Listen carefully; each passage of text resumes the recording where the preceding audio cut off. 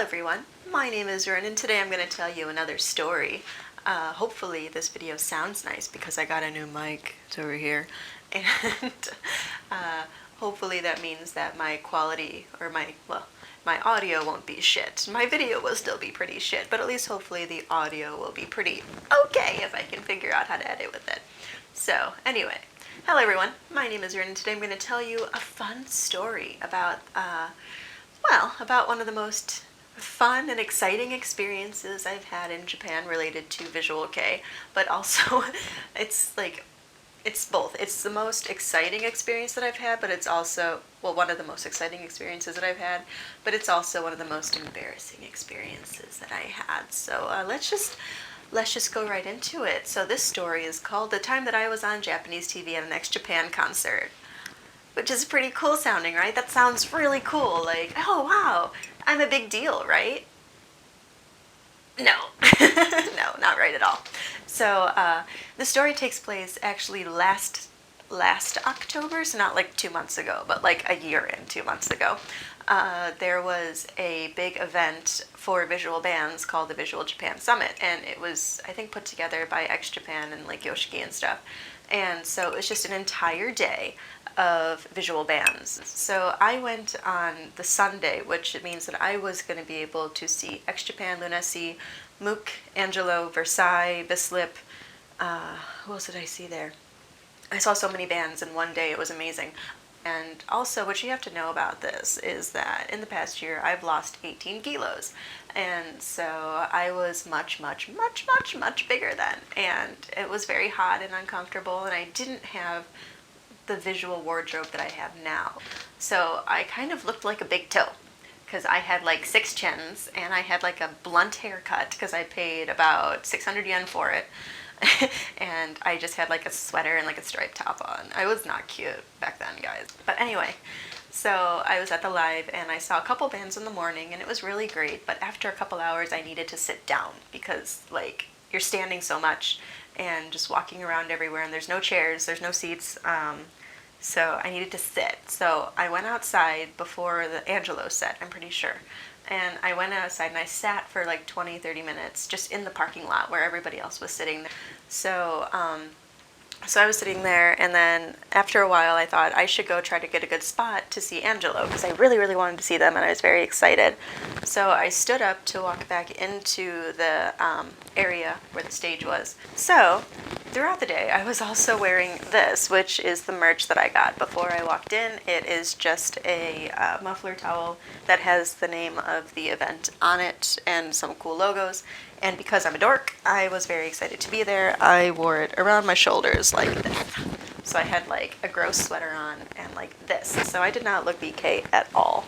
But like I was wearing the merch, and that's the key to this story. So I was walking back into the live area, and I felt someone tap on my shoulder. I turned around, and first of all, I didn't see anybody. The woman that tapped on my shoulder was very short. And I turned around, I didn't see anybody, and then I turned around again, and she said, excuse me. And I turned around, and I see a very small woman asking me if I want to be on TV. And she said, we'd love to interview you. Do you want to be on TV? Can we interview you? Is that okay? We want to interview people at the event. And I said, cool beans, okay. Because I thought, oh, this would be a great experience. Like, I want to have this experience if it presents itself to me. And so the woman walked me over to where her crew was, and they just shoved a camera in my face and a mic practically in my mouth. And they were asking me questions about the event. Things like, well, first of all, where are you from? And of course, naturally, I said, America. And they asked, do you like visual music? And I said, yeah, how long? Like 10 years. And then they asked, which band are you here to see? And I mean, I was there for a lot of bands, but naturally I said X Japan because they're the ones that put the whole thing together and they were the headliners. And so I said the magic words, I'm here for X Japan. And then their eyes just lit up and they were like, okay. And then they started asking me questions about X Japan, like, oh, what's your favorite song? What's this? What's that? Who's your favorite member? And then they asked me the big question, why do you like X Japan? And at this point, because I suddenly realized that I said yes to being on TV, I was very nervous and my voice was shaking. And so I was like, panicking. What do I say? And my response is, oh, they just have a really rich, whole sound. Like I'm at some kind of orchestra. Because I panicked, and I'm like, why do I like Japan? Why am I here? And I said, because they have a really rich, whole sound. And then in my head, I just went, fuck. That does not sound good. And then finally the word that I wanted popped into my head, and I'm like, powerful. And then after I paused, and I'm like, they're just really powerful, you know, their sound is just really powerful. And and I just was like, oh God, please tell me they're not going to actually put me on TV. So then they finished up the interview. They asked me where, you know, did I come to Japan for this? I said, no, I live in the bumfuck countryside. I had to travel 3.5 hours to get here on a train. The interview ended, they had me sign a waiver, and then they had me write down my phone number, and I wrote down a fake phone number.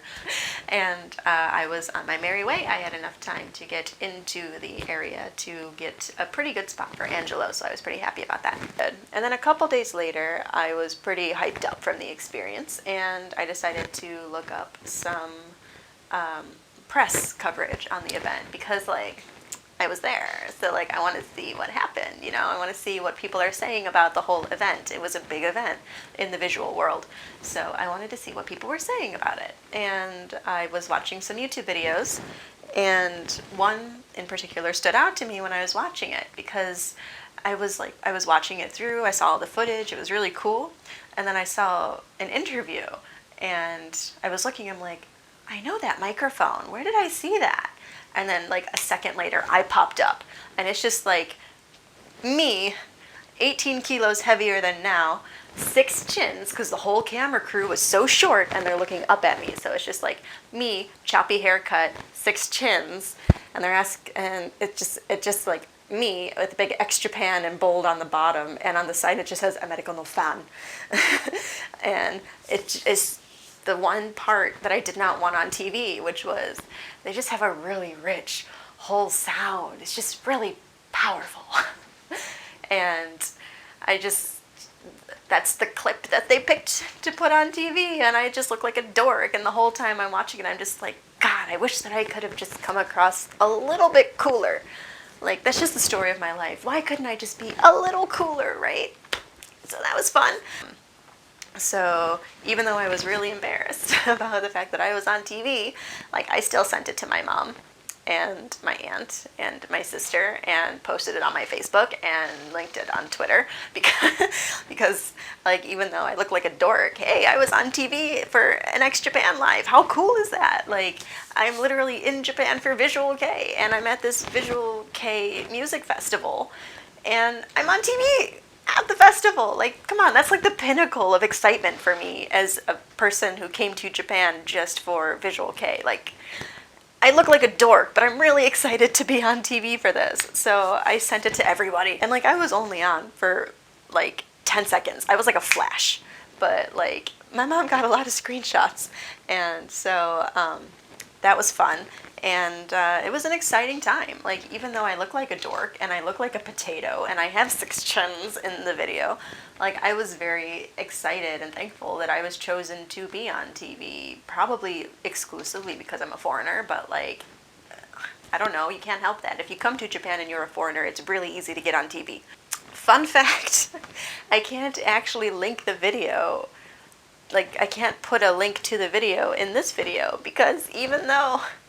Okay, this is a news site that was covering a music event, and they got flagged for using copyrighted music. So you can't actually watch the video. It's been deleted by YouTube, but I have the screenshots. Anyway, everyone, thank you so much for watching. If you liked it, please thumbs up and subscribe to my channel, where I tell lots more stories about my experiences around Visual Kei things. And I'd love to hear your comments, or to read your comments and have a nice conversation down below, or, you know, on my Instagram or something. I always reply to comments, and it makes me very happy to see people interacting with me. So anyway, I'm gonna go now. Thanks so much for watching, and I'll see you for the next story. Bye bye!